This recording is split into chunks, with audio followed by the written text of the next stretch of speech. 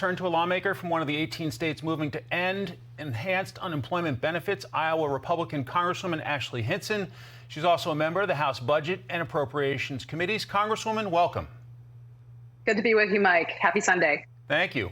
You heard your colleague David Cicilline on the spending packages. How do you respond? Well, I think the key here is we are ready to come to the table. We're ready to work on solutions. Iowans need and support infrastructure investment. But if there's one thing that I've heard from my constituents, it's that they support targeted infrastructure investment.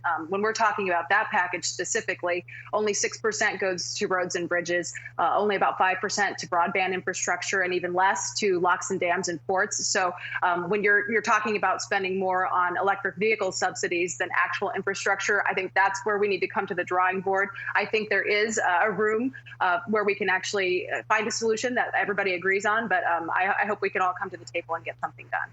We've heard that taxes are a red line for Republican leaders. I assume they may be for you as well. If not taxes, do we go with user fees for, say, a toll on a bridge? Well, and Iowa doesn't have tolls, and I'd like to see it stay that way. But we do have a dedicated funding stream already. When you go fill up at the pump, you pay a gas tax to pay for using that infrastructure. I think we need to be making sure that we have equity in that. So if you're driving an electric vehicle, that you're actually paying those user fees as well. We've already taken action on that. I led that as a state legislator several years ago. So we actually laid out that plan already here in Iowa, and I'm happy to come to the table and be a voice on how you can do that effectively and get it done at the federal level. So far in this Congress, we've seen Democrats go it alone on a number of issues. Do you think they're serious about bipartisanship on these spending matters, or are you afraid they're going to go it alone?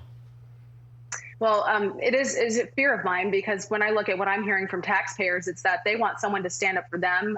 Yes, we all agree we need investments in infrastructure, but we can't just keep disrespecting taxpayers who are working so hard and sending those dollars to the federal government. And the spending spigot's clearly been turned on, Mike, with over $6 trillion in proposed spending just in this first few months of President Biden's administration. That's definitely concerning to me. So I'm hopeful, again, that they'll see the reason here and continue to respect the hardworking taxpayers of this country in this process. Okay, to a big story there in Iowa, a case that's gotten national attention. A 20-year-old college student, Molly Tibbetts, went out for a jog, and was murdered allegedly by an illegal immigrant about 3 years ago.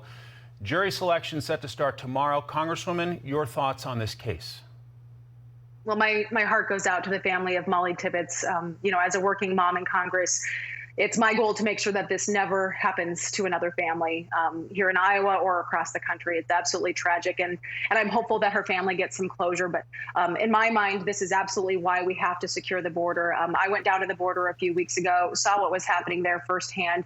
Just last week, had the opportunity to question the acting director of ICE. I was incredulous to learn that ICE could not actually track illegal immigrants once they're actually released into this country. So again, it's a priority for me to actually work on securing our border, stopping that crisis. It's a safety and security issue.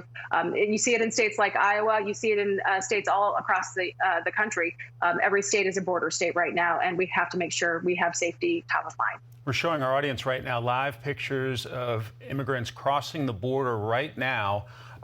Considering this murder trial happening in Iowa, does that make folks there even more concerned about what we're seeing at the border? Not saying these folks are murderers by any stretch of the imagination, but obviously it puts the spotlight on our illegal immigration and our crisis at the border, right?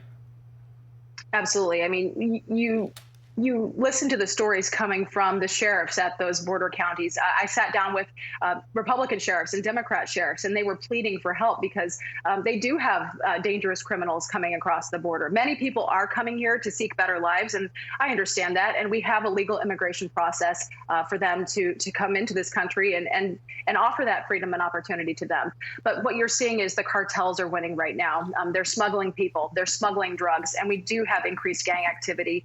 It's dangerous, and we need to stop, catch, and release. We need to make sure that we are returning people to Mexico, and we need to make sure Title 42 stays in place. And then starting construction of that wall again. That stopped right after President Biden took office. And in my mind, those are the things that we can do right now to make sure that we're securing our border, which is imperative to keeping our country safe. Congresswoman Ashley Hinson, the great state of Iowa, thanks so much for your time. Thanks, Mike.